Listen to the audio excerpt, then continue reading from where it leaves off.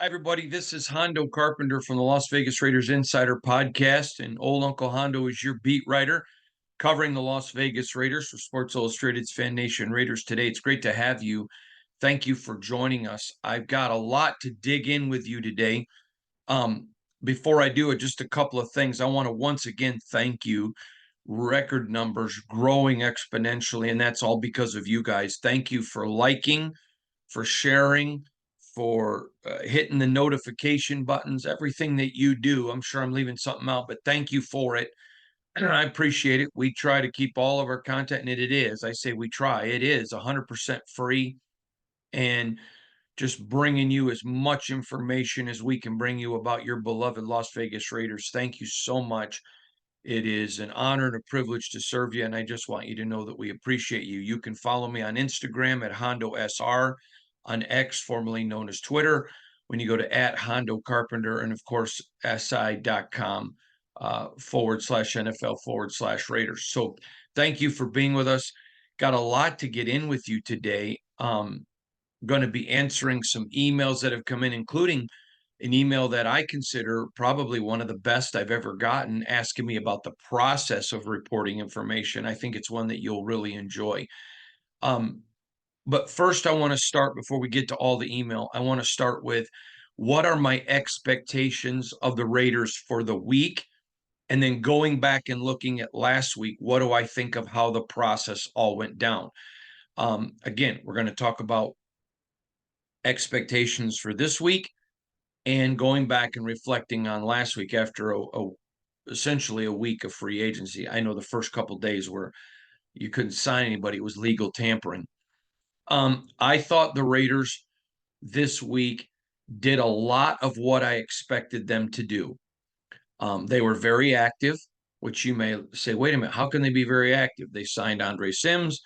They signed, a couple of free agents. I keep saying Andre Sims. I know it's Andre James. I have a friend named Andre Sims who played wide receiver in college. I mean, Andre Sims, who played wide receiver in college. So I apologize about that.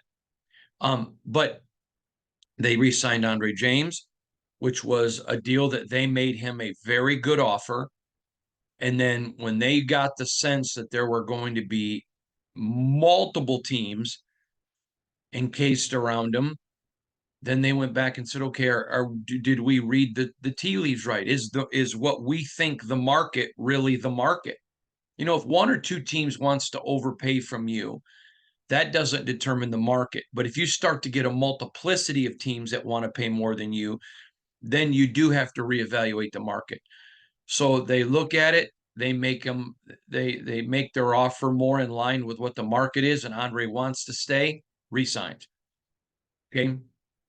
Then they make offers to Adam Butler and John Jenkins. Very good, very fair offers. You may remember I talked about Tom Telesco is going to be frugal, but not cheap. If you're worth 10, he's going to offer you 10, not 10.5 and not 7.5. He's going to offer you 10. So they go and they get deals done with Adam Butler and John Jenkins, who were two very high priority guys. When you add them to Christian Wilkins, I want you to think about this for a minute. So you've already got a young defensive end, I say young, relatively young, who played pretty well, was signed late in the season. Then you already had Tyree Wilson, who's finally healthy, who plays inside. He can slide outside. That's his natural position prior, but he still needs to get that work on his hands. You've got Kuntz. You've got Max Crosby. You've got Adam Butler and John Jenkins, who are arguably two of your best tackles last year. And then you add, like I said, Christian Wilkins. So you start looking now. You got Max,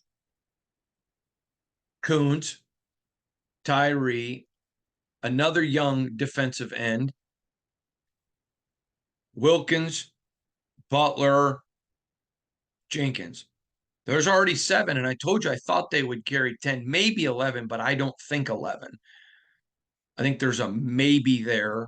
I was told that maybe 11. I just don't see it. In fact, I would think they would want to be a little bit lower than 10, but we'll see, because Antonio Pierce's philosophy is it's the lines, it's the lines, it's the lines. So I think that's going to be very, very interesting. Next, as you look at how it's gone, they go sign Harrison at tight end, a very good tight end for what they want to do. Not a sexy pick. There were probably some other guys that were better that they could have gotten, but it wasn't at the price that they have slotted, and they like his upside. So they felt like, okay, this is the price we're willing to pay him. We like his upside. We think he's shown some flashes. Are there guys that maybe at this point would be a little bit more sexier, but going to cost more? Yeah. And we're not so sure that they're going to develop into what we think he can develop in. And I'm using their voice. I'm not saying we as if I'm implying I am the Raiders. I'm speaking from their voice. So, okay, he may not be as sexy of a get, but he's also not as expensive. And we think he has a massive upside and fits what we want to do.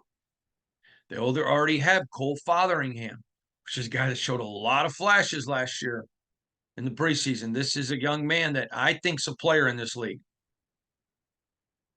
I think Cole Fotheringham has a future in this league, and we know what they think of Michael Mayer. Okay, then they go and get Gardner, who they pay more than a backup, but his job is to come in and compete. Okay, now they go get Gardner, and weren't able to get Justin, and then the price drops on Justin immensely. But all of a sudden now Justin isn't all as excited about coming to the Raiders because now he's got to beat out two people, both relatively young. And the Raiders were not all that excited about adding him because of that fifth-year option, what it would cost. And if he's got to beat out two other people, how do you know you're going to get a good enough look at him before you have to exercise that option? Again, frugal, not cheap. And again, I still think there's a chance, and it's very small, that they sign another veteran. I think they're going to get that person in the draft. But so overall, were there sexier names that the Raiders could have gotten? Absolutely. Were there names that the Raiders could have went out and gotten in their fan base going wild? Absolutely. Were there trades that they could have executed? Absolutely. But again, frugal, not cheap. They've stayed very salary cap disciplined. Remember, Tom Telesco had a front row seat to a lack of salary cap discipline with the Bolts. It wasn't his fault. That was the family. But still, he had a front row seat to what it does. Look what's going on in Dallas. Look what's going on in Buffalo and other places that and in Los Angeles with the Bolts. I mean, there are some teams in salary cap hell. There are some teams that went extremely backward that were relatively decent teams because of lack of salary cap discipline. I know none of that is sexy. So overall for the week, I'm going to give the Raiders a very solid B+. I thought they did exactly what they should have done. And they exercised great restraint. They were willing to pay, still are. Now, let's look ahead to this week. There are still players that have offers on the table. I can tell you right now, I don't think by any stretch of the imagination they're done with free agency. But free agency can go literally all the way through camp. Remember how late Marcus Peters was signed last year?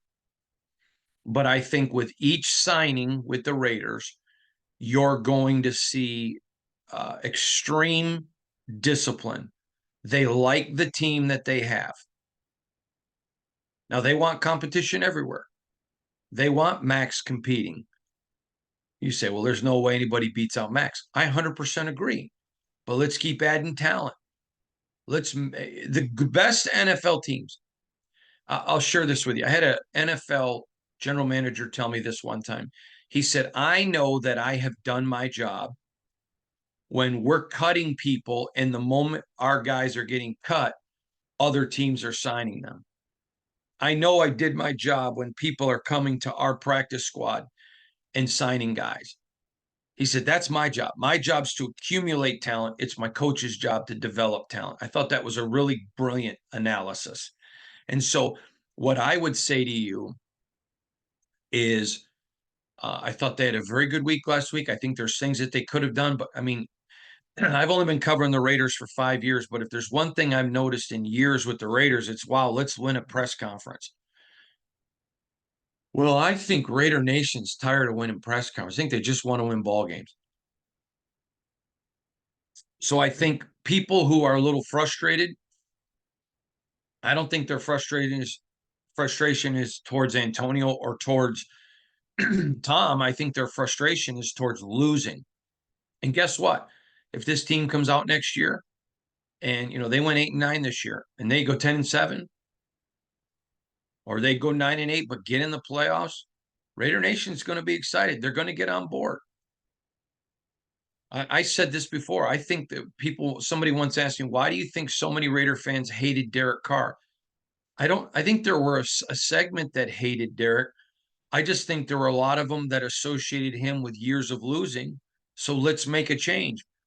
I really sincerely don't. Because when I talk to some of those people and I say, what did you hate about him?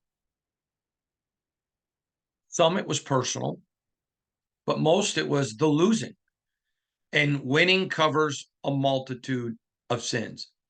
And so in the National Football League. So I think I understand that frustration. But I also, I had a fan tear me up last night in an email for clickbaiting and trying to get fans because I talked about a trade. Well, I talked about trades, but made it clear nothing was imminent because they were kicking the tires and I had learned about it. So I'm going to pass that on to you. Now, if I said, "Ooh, it's super close, it's coming, okay, that would have been another thing. But I didn't. I said nothing's imminent. And I don't take that stuff personal. That doesn't bother me. But it's understanding they're being disciplined. Tom Telesco isn't building a team thinking, oh my God, I'm going to get fired next year.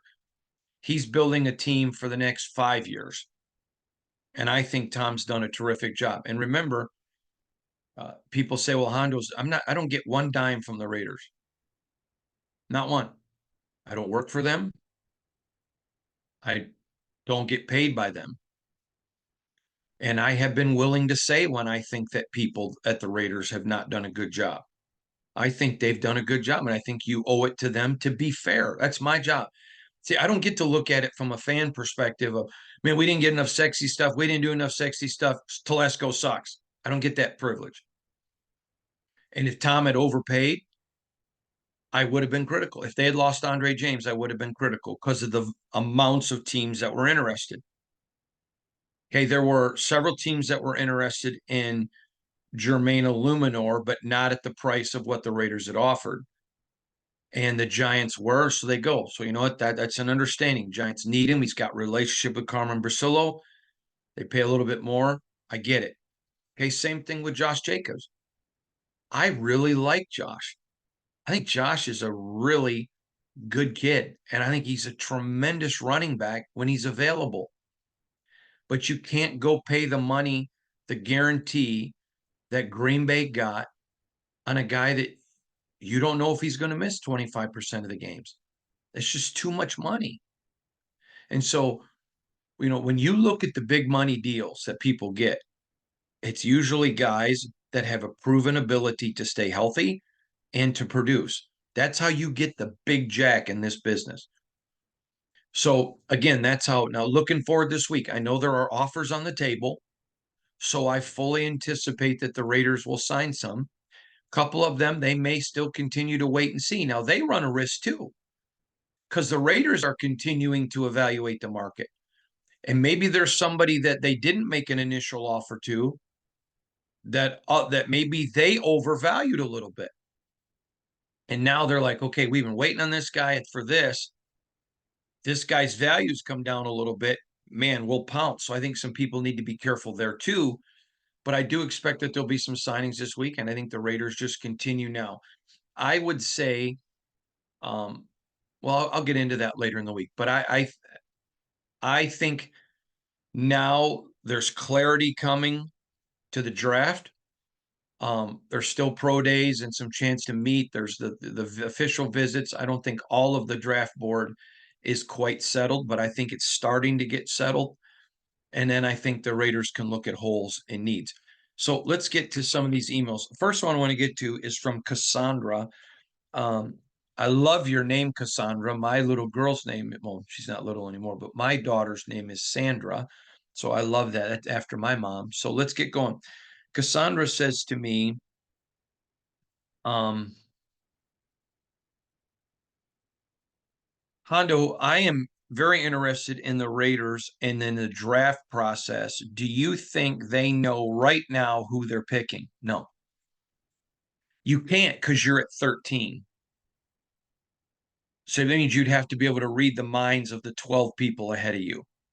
So no, I think right now they have a group that they're considering.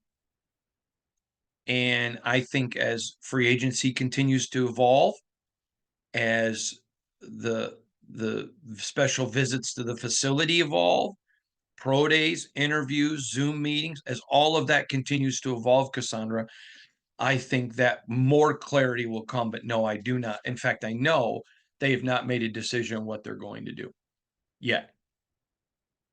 That would have been as of yesterday that would have been as of yesterday. So we'll find out. Next comes from Brett A. Brett says, hey, Hondo, you mentioned talking to league executives a lot. Have you ever been used to spread false information about draft picks or free agent to affect a player's value? Did you know you were being used? Now, not know, but suspect you were being used. Your thoughts? Thanks for all the insight on the Raiders. Love it. Brett A. Brett, first of all, let me say this is one of the best email questions I've ever gotten. So let me tell you what goes into my gathering of information and then how I disseminate information. So first of all, if a person is a proven source to me, proven to be correct, and they've proven it over time, I completely trust them. Completely trust them. If it's a news source, so let me give you an example.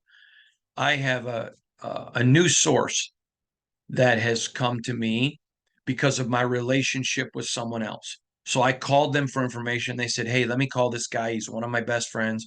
I'll tell him about you. The guy knew who I was, but didn't know me. So I called him and he gave me some information. Okay. Now, his friend was somebody that I trust, but I still don't know him. So I reported the information simply as I'm hearing this as a possibility. I didn't report it as this is what I believe, or this is what I didn't report it with being definitive. I just reported this is another thing that I'm hearing I don't know. Turned out to be correct. Now, since this person, and it's a relatively new source, it started last year, 2 or 3 things they've told me and everything's come out correctly. Okay, so I hold them in a different spot. Still probably wouldn't run with just what they say, but they're certainly carrying weight with me. Then there are times that I had an agent one time call me, oh my gosh, the Raiders better do this. A lot of people after my guy. And he mentioned to me, I said, really? Give me some names of some teams. And he mentioned 3 teams to me. Well, 2 of those teams, I have people on that team that I'm very close with. So I call them, say, hey, I'm hearing you have interest in this player. They're like, no. And then one guy even said, oh, you talked to his agent. I said, what would make you think that? Oh, he called us and talked about how Raiders are all over him. So no, yes, there are times I certainly do suspect that. And so I'm very careful how I do it. Very, very careful. Now, sometimes I'll get something from somebody and I'll say, okay, I'll report that. But do you understand if it comes out to not be accurate, I'm going to expose that you're my source. Yeah, no problem. Great. I'll give you a great one, Brett. So I was covering a team one time and I heard from a player that one of his teammates had threatened to beat up a coach in the weight room. Now, it was a player that I had a relationship with, but had never given me information, never asked for information. So I reached out to a couple other players and they're like, man, how did you get that? Yes, that happened. Then I reported it. Okay. But I'll tell you another story. So I'm covering a team and I had an executive come to me and say, I'm going to give you a story and I want you to run it at 12 noon, exactly 12 noon. I said, okay. Now, this was not the Raiders. And I said, but do you understand this story's big? Mm-hmm. I said, if you deny it or anything else, or it turns out to not be true, I'm exposing you as a source. No problem. And they looked at me and said, under no circumstances will we deny it. It's 100% true. I said, okay. So I reported the story. The story went viral. I mean, viral. That afternoon, they call a press conference. Media's all there. First question media member asks is about my reporting. And the person who gave me the information, remember, they promised never to deny it, gets up and says, I think it's ridiculous that we walk out of a meeting and what was talked about in the meeting is already reported. Maybe I need to take phones from people. Maybe I need to look at phones. And they went on, and I'm literally sitting there trying not to laugh. And so finally someone says, but is it true? Yes, it's true, but I don't appreciate that. And the whole time, they're the ones that was the leak. So yes, but I think you have to be very, very savvy, Brett. You got to be super careful. And then sometimes you get information that isn't wrong, but it's from a viewpoint. So let me give you an example. Okay. I think when you're emotionally involved in something, you have to be extremely careful to not let your personal bias get in. You have to be super careful with that. All right. So I am a Spartan. Tom Izzo, the Michigan State basketball coach, is a dear friend of mine. I love Tom. And invariably, I get calls, over the last 5 years covering the Raiders and people saying, or the last man interviews, are your Spartans going to make the NCAA tournament? And I always tell them, as long as Tom Izzo's the coach there, they're going to make it. And they've made 26 years in a row now. Phenomenal what Tom's done at Michigan State. Okay. But there are a lot of times that was a very fair question. But because I know Tom, I know how Tom runs his program, I know how he builds his program, no, he's going to make it. And he always does. I probably did 15 or 20 interviews around the country where they know I'm a Spartan. And after talking Raiders, they'd say, last question, is Izzo going to get these guys in the tournament? And I always say, yeah, you always bet on Izzo. So you got to be careful because sometimes personal bias can get in. Now, one more quick story because I think it's important. I really want to answer your question thoroughly because it was a great question that you asked. You may remember a few years ago, I wrote a story about inside the divorce between the Raiders and Derek Carr. Okay. Derek, regardless of what people say, was very much loved by his teammates and highly respected. They loved him and they respected him. Okay. But I wrote some things about Derek and the Josh McDaniels relationship that had it come from players that I felt like had an agenda, I probably wouldn't have written it. And I got some information. So I specifically went to some players that I knew that he had a relationship with outside of the building and said, hey, I've been told this about the Derek and Josh dynamic and what didn't work. And you may remember I had one of them in the story that I said was a friend of Derek's tell me, yeah, it's true. They didn't have an agenda against Derek. They loved him. I think some people approach with animus things. I mean, I look at some of the reporting on Derek, and I think a lot of it was very, very fair. But some of it was just vitriol. And I'd like, where does that come from? I mean, I think there were things that you were absolutely fair to be critical of Derek of, and I was. But the vitriol made no sense to me. Why? People come from an emotional place. And so I think it's very important. He's no longer with the team. Okay. So I'm close with Brian Hoyer. I genuinely love and care for him, his beautiful family, wife, children. His mom and dad are personal friends of mine. His brothers and sisters are personal friends of mine. I was at his grandma's funeral. I mean, we're close. Okay. So Brian and I made it very clear at the beginning. When we talk, we're talking family, friends, whatever. The only time that we talked, that was Raider specific is if the camera was on. But I would mention my relationship with Brian because I felt like you as fans deserved to know when I did discuss him, I could possibly become a place of bias. Now, I said he wasn't a starter. I told you why the Raiders wanted him. None of that came from personal bias. It's what they thought. It's what they told me.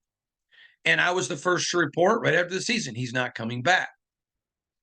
So I did that. And I had some people say, look, and I'm just trying to brag about relationship with players. No, I was trying to be transparent in telling you, hey, I could be coming from that place. I don't think that I am. So, Brett, that's how the whole thing works. I hope that helps you. I hope that answers your question. I hope I answered it thoroughly. And that was a great one. So good job on you. Next one comes to us from Hungary, not hangry. And if you're from another country, sometimes people ask me, what's that mean? Hangry is a term we use in the United States when somebody's hungry, so they get angry. But this is from the actual country of Hungary. Sorry about that. Dear Hondo, I'm writing you from Hungary. My name is Zolt, Z-O-L-T, and then L is his last initial, Zolt L. I don't miss any of your pods. I'm able to much more understand the whole of the Raiders. So a huge fan. Just keep up the extraordinary job you and your team are doing. Now, he asked me 4 questions, and since I usually only answer one, but since he's from Hungary, I'm at 1 time, Zolt. I'll answer all 4 of your questions. Number 1, do you think J.J. McCarthy would be a good choice for the Raiders? Absolutely. Absolutely. I think there's a couple, but I think he is one of the best options in this draft. I think J.J. would be a great one for the Raiders. Number 2, how much would it cost Tom Telesco and the team to move up to 8th or 9th pick for J.J. McCarthy in front of the Vikings and the Broncos if he still would be on the board? Don't know that. That would be a draft night decision. And I'm going to tell you something. If JJ goes 8th or 9th, I'm going to be shocked. I will be shocked. If JJ's sitting there at 8 or 9, especially 9, and you're the Raiders, you got to go up, in my opinion. But you may remember my first mock draft that I did, Zolt, I had J.J. McCarthy going first pick of the Raiders in the 2nd round. Excuse me, but I quoted an executive who said, if the draft were today, this is where he'd go, but he's going to go a lot higher in the 1st round. And many of the teams that I like and respect as good quarterback drafting teams have him as their number 1 quarterback. I'll be shocked if JJ is on the board past 6. Shocked. And I wouldn't be shocked if he's 3. I don't think he's going to be 1 or 2. I think that's Caleb and Jaden. But I'd be shocked if he wasn't the 3rd quarterback. Now, Zolt wants to know, how about a trade with the Bears and the Falcons and still keep the 13th pick? Is such a move possible? Possible? Yes. Probable? No. Number 4, do you think Robert Spillane will have an even bigger year now that the D-line got improved with the new signing and the re-signings? Okay, that is a very fair question. I think Robert is going to have a better year but I don't know that it's going to show statistically as a better year. I think as Christian Wilkins comes and offers something, as Tyree Wilson continues to grow, Malcolm Kuntz continues to do what Malcolm does. I mean, that's a guy everybody's talking about the offseason Malcolm Kuntz is having. Everybody. Every single person I talk to has talked about Malcolm Kuntz. Okay. And then by time you got Jenkins and Butler back, let's see what happens with Nesta. Yeah, I think he could have a less statistical year and have a better year. But I thought Spillane was a game changer from the moment they signed. All right, next one. Hondo, during your podcast, you mentioned talking with executives of teams that do well drafting quarterbacks. You have pointed out that some are not enamored with Caleb Williams and have a different value with regards to top QBs in this year's draft. Have you discussed with them their thoughts on Justin Fields' future and lack of interest around the league? This may give Raider Nation more insight into why Justin Fields' trade for Las Vegas did not materialize. Love the podcast. It's calming my nerves during my drive. And this is from Fireman Frank. First of all, thanks, Fireman Frank. Appreciate your service to our country as a fireman. Couple of things. There was a lot of interest in Justin Fields. You may remember I wrote about this prior to the combine and wrote even at the combine. But the Bears were, one day there's going to be a book written about how the Bears screwed up the trading of Justin Fields. It's insane. I have no animus against the leadership, talking about the general manager of the Bears, but the handling of Justin Fields should have gotten him fired already. If I was the owner, he'd be gone. Just gone. Just gone. And then it drug out. So teams were able to address needs. Atlanta desperately wanted him. The Raiders were certainly interested. But then you go get Gardner, and then all of a sudden Justin looks at, man, in Pittsburgh, I only got to compete with one guy. He's older. If I go to Raiders, there's two young guys there. Just a total flub. There were a lot of teams that were interested in Justin. There were several teams that called. In fact, I can tell you, I know of 5 teams specifically that were interested in Justin. The price was too high. Then by the time the Bears had to adjust, people were just lowballing. And then there were some teams that were completely out. Nope, not interested. So, yeah, I did talk to them. I think there was a lot of people that felt Justin's 5th-year option was going to be very expensive. And so you go get him on a cheap 4th year. And he is a very high character kid like CJ Stroud. He's very listen, the Bears got issues now in their locker room because that locker room wanted Justin. So your general manager, by letting it drag on, created drama.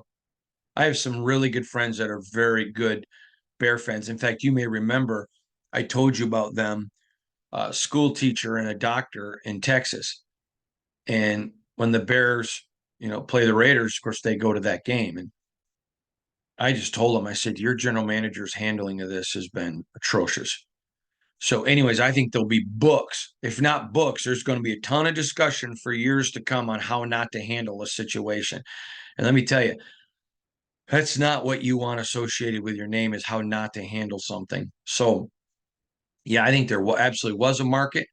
I think a lot of people, they tried to make Justin Fields be something that he wasn't. It frustrated him, and it should have. And I think there are a lot of people that felt high character young man, a lot of skill, let him kind of be him. And he has a monster upside. A lot of people, but now you're getting to the end of that 4-year deal, and that 5th-year option is so expensive. It just put the whole thing in again. It was the Bears mishandling of the situation. So there you go. I hope that answers your question. And again, that was Fireman Frank. Next one. Comes with some Michael B. in Charlotte, North Carolina. Hondo, hope you're well. With the Pittsburgh Steelers having Russ and Jordan, he put Jordan, but I know he meant Justin Fields. Their QBs, as their QBs, are the Raiders still trying to trade up in the coming draft? Well, first of all, you say, are they still trying to trade up? I would take umbrage with that assertion, Michael.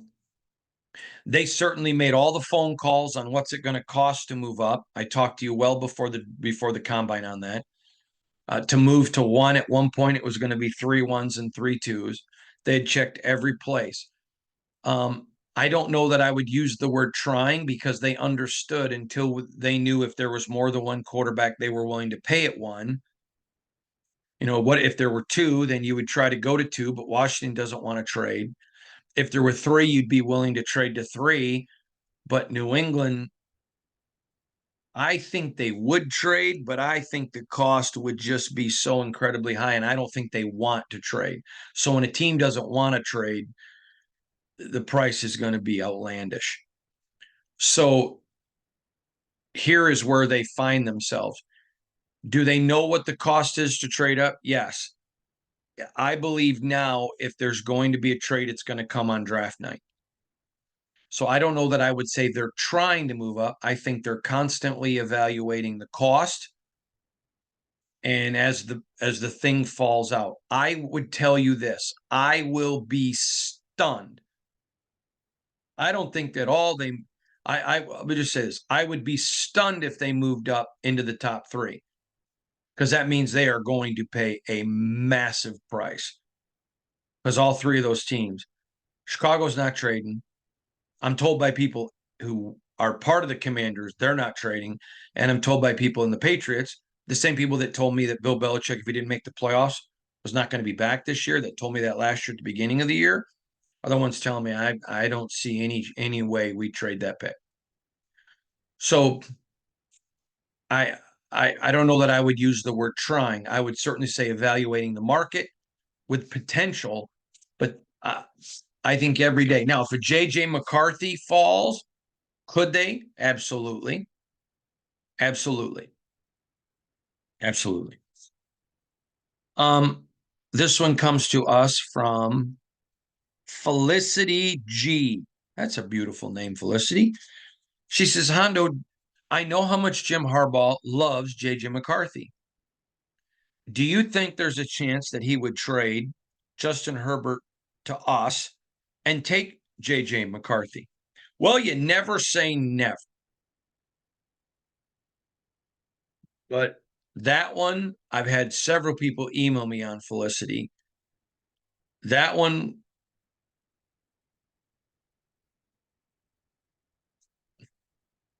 I would never say never, but I would put the chance low. Now, I'm going to tell you a couple reasons why. And you may think I'm nuts for this. I'm not sold on Justin Herbert. If you go back and look when Aiden O'Connell started at Los Angeles this year, had all those turnovers.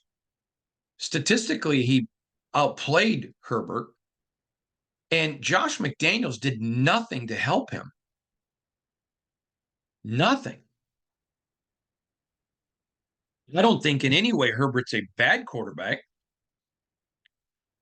But I'm sorry, I've not seen enough from him yet to call Herbert. I've shared this story with you many times, and I apologize for being repetitive. I had a GM tell me one time, in the NFL, there are 8 teams that know they have a quarterback that can go win them a Super Bowl. There are 8 teams that think they have it, and 6 teams that know that they don't.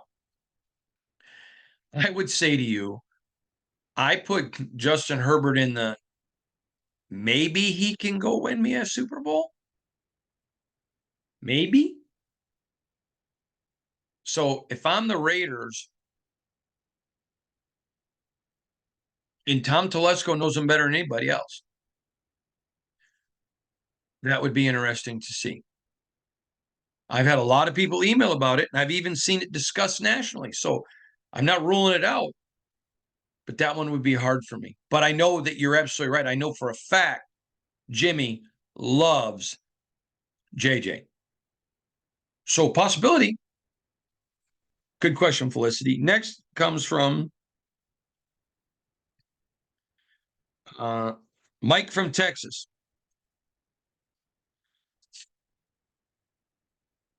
And just listening to your podcast while rehabbing a leg injury, Hondo. I don't miss a pod no matter what. Thank you for them. My question: what does Devontae stand? Where does Devontae stand on our QB situation? Does he trust Minshew if it isn't AO4 starting? Could this spur a trade request? How does the rest of the league view AO4's game? And do they view him as a starting caliber player? Seems like a lack of franchise quarterback potential on our roster has to be alarming to Devontae, as alarming as it is to us fans. We are in a dude drought. Need someone with the potential to be a 10-year franchise guy. We sort of feel like we're in QB purgatory, pending a big swing on a young guy with upside. God bless, Hondo. Mike from Texas. Great question. So a couple things I want to address there. First of all, 10-year franchise guys don't grow on trees. And there is zero guarantee that you're going to trade up and get one in the first round. Zero guarantee. In fact, 60% of first-round quarterbacks fail. So I agree with you. The Raiders have been in a drought on a 10-year franchise guy to get him to a Super Bowl. But I would also tell you, what about Jim Plunkett and Rich Gannon? You know, they were some guys that did a lot for the Raiders, a lot. And they weren't necessarily considered 10-year franchise guys. There are a lot of people in Raider Nation that when those two got signed were like, why? We live in a society now that it's our way right away. Everything is instantaneous. Okay, I'm an old school guy. I like to write a card. My birthday was recent, so I sat down and wrote cards for the people that, you know, either gave me a present or sent me a card. Just, hey, thank you. Why? Because I think it shows something. Rich Bisaccia, my friend, when Rich, his last game, the early in the morning before his last game, in fact, started the night before, he wrote letters to all the guys on the team, thanking them for playing for him the way they did. Okay, I like that. I'm old school. And to me, sometimes you got to develop guys. People forget Brady was not a first round guy. There's a lot of great quarterbacks that weren't. Now, there's a lot that were. There's a lot that were. But for every Patrick Mahomes, there's 2 or 3 Ryan Leafs. And so, do I think the team presently right now does not have a proven 10-year franchise Super Bowl caliber winning quarterback? I agree with that, Mike. But I also think you don't throw people away. And Aiden O'Connell has shown a lot of reasons to think he could be that guy. He has not shown anywhere near the number of reasons that he can't. When you forget that he had no OTAs, mini camp, training camp with a new system, he's down 2 offensive coaches, and he takes over in the middle of the year. And I'm going to throw his first start out because Josh did nothing to help him, wouldn't change the game plan to call things around him that worked. And looked at what he did going down the stretch. 8 touchdowns, no interceptions last 4 games. 9 touchdowns, 1 interception last 5 games. You can't just throw that out. Now, you also can't throw out there were scoreless. You know, there was the scoreless game or not being able to score enough at other points. I agree. But to talk about that and not talk about they weren't running their system, down 2 coaches, no OTAs, no mini camps, no training camp, that's not fair either. So, and here's the other one. So you trade up and go get a guy just because you traded up. It don't mean that he's a franchise guy. You still got to give him a couple years. Do you know there were people calling for Jordan Love to be benched after the Raider game up in Green Bay? Now the talk of the offseason is they found their next Aaron Rodgers and Brett Favre. I understand that we live in a society of right now, right away. I get that. But sometimes it's not reality. I want to share a story with you. And I do not remember this man's name. And if he would email me, I would love to do a story on him. But I love going out into the Raiders parking lots where they tailgate at Allegiant Stadium now. I love it. It's fun. Great people. And you see people in those parking lots from other teams. You see children from other teams wearing jerseys, playing with kids wearing Raiders. It's just one of the most wonderful environments. I've told this story many, many times.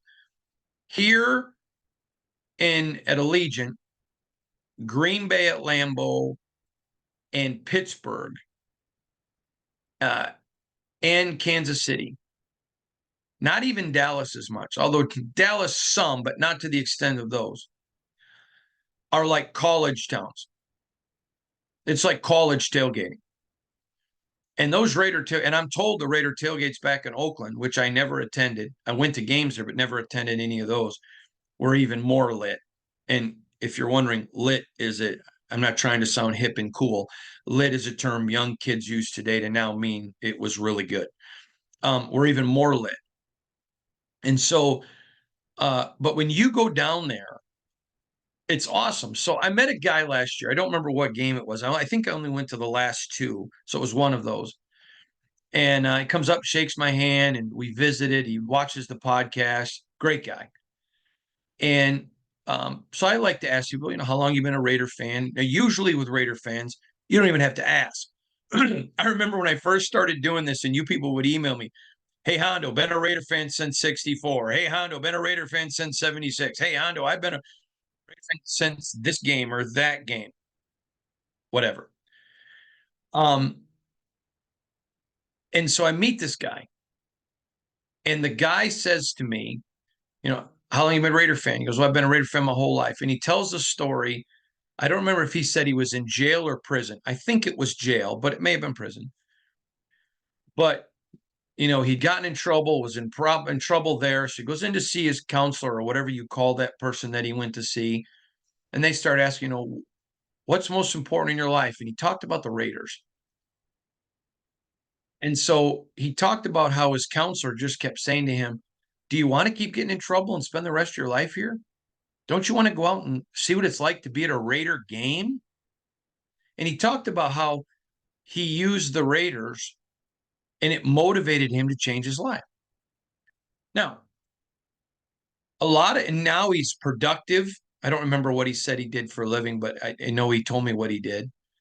Now he's a productive, contributing member of society with that team. I mean, in life. I'm not willing to throw him away because he was young and made some mistakes. He's valuable. Okay. Sometimes there is a rush among fans to throw people away. To throw young quarterbacks away without letting them develop. Well, guess what? A lot of people would want to trade for Jordan Love today, but just a few months ago, Packer fan was ready to throw him away. You got to let people develop a little bit. I remember back in Detroit, there were people that said, "Oh, Matthew Stafford sucks. He's never going to win." Bam. Once you've seen enough to make a decision, now you may have seen enough and said, "Nope, Aiden's not the guy, get rid of him." Okay, I disagree with that opinion, but that still is fair. It's yours.